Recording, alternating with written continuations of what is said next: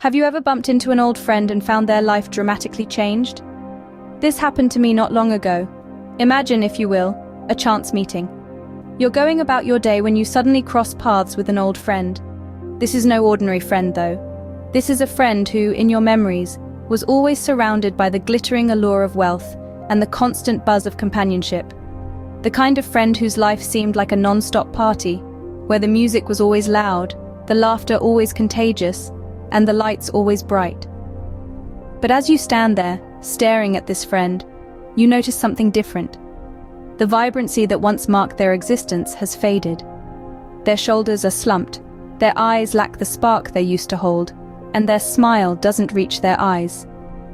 The once loud and lively party seems to have quieted down, and you can't help but notice the absence of the crowd that used to surround them. Where did all the people go? The ones who flocked around them, drawn to their magnetism, their wealth, their popularity. It's shocking, isn't it? Seeing someone who was once so full of life appear so diminished. It's like watching a star that once shone so brightly in the sky suddenly lose its light, and you can't help but wonder what happened. The truth is, life happened. The wheel of fortune turned, as it always does, and brought with it changes that no one could have predicted. The wealth, the popularity, the friends, they disappeared, leaving behind a person who seems so different from the one you remember. And as you stand there, you can't help but feel a pang of sympathy for your old friend. After all, aren't we all, in some way or another, subject to the whims of fate? And yet, amidst the shock and the sympathy, there's also a sense of curiosity, a desire to understand, to know more about what led to this dramatic change. My friend, once affluent and surrounded by companions, now appeared alone and in despair. Suddenly, his eyes locked onto mine, and he asked the question that had been haunting him. A silence stretched between us, as the echoes of his words lingered in the air. His voice, once brimming with confidence and joy, was now a shadow of its former self. "Where did it all go wrong?" he murmured, his voice barely above a whisper. The echoes of his lost fortune were etched deep in his words. Each syllable was a testament to the opulence he had once known, now replaced by a stark emptiness that mirrored his current predicament. "I had it all," he continued, his gaze distant as he delved into the past. "A thriving business, a loving family, friends who would stand by me through thick and thin. But now it's all gone." His voice cracked, the pain of his losses seeping through his hardened exterior. His eyes, once full of life, now mirrored the desolation that had become his reality. "My wealth, my friends, they've all abandoned me," he confessed, his voice breaking under the weight of his words. He was a man who had once stood tall, his life a testament to success and prosperity. Now he was a shell of his former self, his wealth and friendships having slipped through his fingers like sand. "Everything I worked so hard for, everything that I held dear, it's all gone." His voice trembled, the desperation seeping through. He was a man on the edge, grappling with the harsh realities of life. His world had come crashing down, leaving him in the ruins of a life he once knew. "Can you imagine?" he asked, his voice barely audible. "Waking up to find that everything you've worked for, everything that you've strived for, has disappeared." His voice was a haunting whisper, a stark contrast to the lively chatter that had once filled the room. He looked at me, his eyes pleading for answers. "What should I do?" His voice was filled with despair. The desperation in his voice was palpable, his plea for help echoing in the silence that followed. I looked at him, and I knew what I had to say. There was a silence, a pause that hung in the air between us. Then, I opened my mouth to speak, choosing my words carefully. "You see, my dear friend," I began, "life has a way of tossing us around, like a tiny boat in a tempest. But remember, even the fiercest storm eventually calms, and the sun does rise again. It's all about weathering the storm, keeping your head above the water, and moving forward. Your current situation," I continued, "is just a rough patch, a hiccup in the grand scheme of life. It's not the end of your story, but a new chapter waiting to be written. It's a test of your resilience, your strength, and your ability to adapt and evolve. Your riches and friends may have left you, but you are not alone.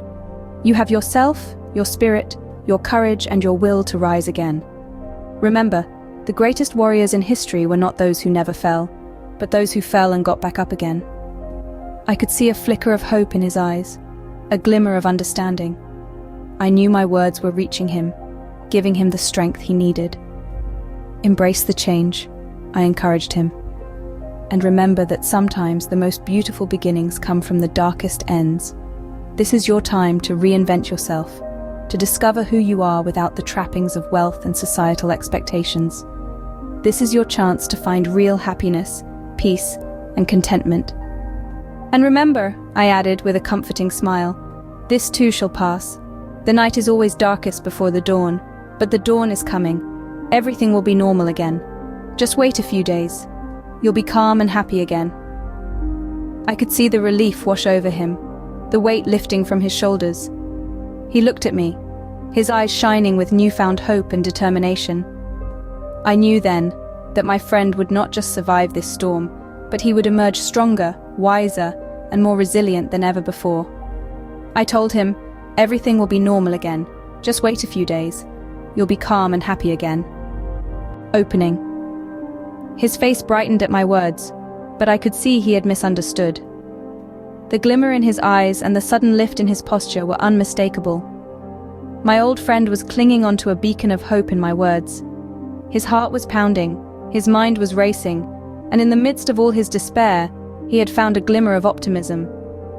He'd misunderstood my reassurance, but how could I blame him? In his shoes, wouldn't we all latch onto any semblance of hope? He believed that his misfortunes were temporary, that the days of opulence were just around the corner. He was under the impression that his friends, who had deserted him in his hour of need, would flock back to him once his coffers were filled again. In his mind, he was already envisioning the grand parties, the laughter, the camaraderie, the clinking of champagne glasses, and the joy of being surrounded by his friends once again. In his eagerness, he had misinterpreted my words. He thought that the universe was about to right all the wrongs, that Lady Luck was about to smile upon him again, and that he would soon regain all that he had lost. His eyes were filled with dreams of a future that he wished to reclaim, a future filled with wealth, friends, and happiness. But alas, his interpretation of my words was far from what I had intended. I knew the reality was harsh, and the road to acceptance was long and arduous, but it was a journey he needed to undertake. I was merely trying to prepare him for the inevitable, to help him find peace in his new reality, and to embrace the changes that life had thrust upon him. As the silence grew heavier, he finally broke it. His voice quivered with anticipation, and his eyes sparkled with hope. He asked, "So, I will be rich again soon?" I looked at him and realized I had to clarify my words.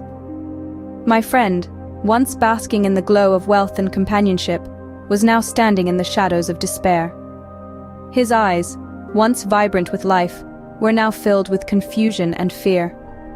I could see that my previous words were misconstrued, and I needed to set the record straight. You see, life has a way of throwing curveballs. One moment you're on top of the world, and the next, you're plummeting into an abyss of uncertainty. It's a cruel twist of fate that forces you to question everything you once knew. My friend was caught in this whirlwind, and he was desperately searching for an escape. But the reality was, there was no quick fix. There was no magic wand that could reverse his fortunes overnight. His hope that everything would return to the way it was nothing more than a mirage in the desert of his despair. So I took a deep breath, looked him in the eye, and spoke the hard truth. I told him, "That's not what I meant. You misunderstood. In not too long, you will get used to being poor and having no friends." This was not meant to be a harsh jab, but a reality check, a realization that sometimes we have to face our circumstances head-on and find a way to navigate through them, rather than wishing for a return to a past that no longer exists. It was a bitter pill to swallow, but it was necessary. Because the first step towards rebuilding is accepting the reality of where you are. And that's what my friend needed to understand. Not to wallow in self-pity, but to rise from the ashes of his misfortune stronger and wiser than before. And so, with a heavy heart, I told him, "That's not what I meant. You misunderstood. In not too long, you will get used to being poor and having no friends." He looked at me in surprise, but I could see the understanding slowly dawn on him. It was a moment of realization, a moment that could potentially change his life. A moment where the true meaning of my words began to sink in.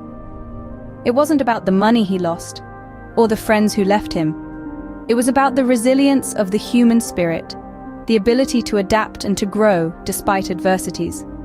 Life is a constant wave, and we are the surfers.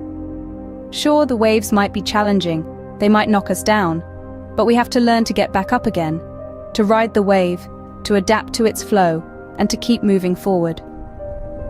Let's reflect on this encounter, on the hard truth that was shared. It's a reminder of the universal nature of the human condition. We all have our struggles, our ups and downs, our moments of joy and despair, but how we respond to these challenges, how we adapt, that's what truly matters. The journey of life is not a smooth ride. It's a roller coaster with its highs and lows. Sometimes we find ourselves at the top, relishing the view, basking in the glory of our achievements.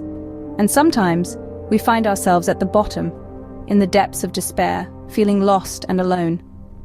But the roller coaster doesn't stop. It keeps moving, and so should we. We need to learn to adapt, to become resilient, to understand that change is the only constant in life.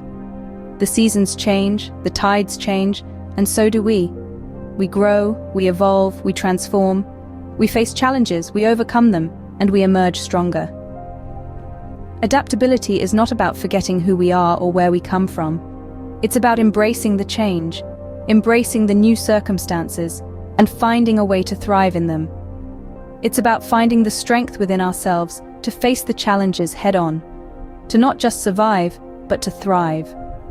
Resilience, on the other hand, is about bouncing back. It's about picking ourselves up after a fall, dusting off the dirt and moving forward. It's about not letting the hardships define us, but rather letting them shape us into stronger, better versions of ourselves. But remember, resilience and adaptability are not innate traits. They are skills that we need to cultivate, like a plant that needs watering and sunlight to grow. We need to practice them, to nurture them, to allow them to flourish within us. We need to understand that it's okay to fall, it's okay to fail, it's okay to lose. What's not okay is to let these moments define us, to let them break us. Instead, we should use them as stepping stones, as learning experiences. We should use them to become stronger, to become better, to become more resilient and adaptable. So let's take a moment to reflect on our own lives. Are we adaptable? Are we resilient? How do we respond to the challenges that life throws at us? Do we let them knock us down, or do we use them as opportunities to grow, to learn, to evolve? Remember, it's not about the wealth we have or the friends we keep. It's not about the materialistic possessions or the social status.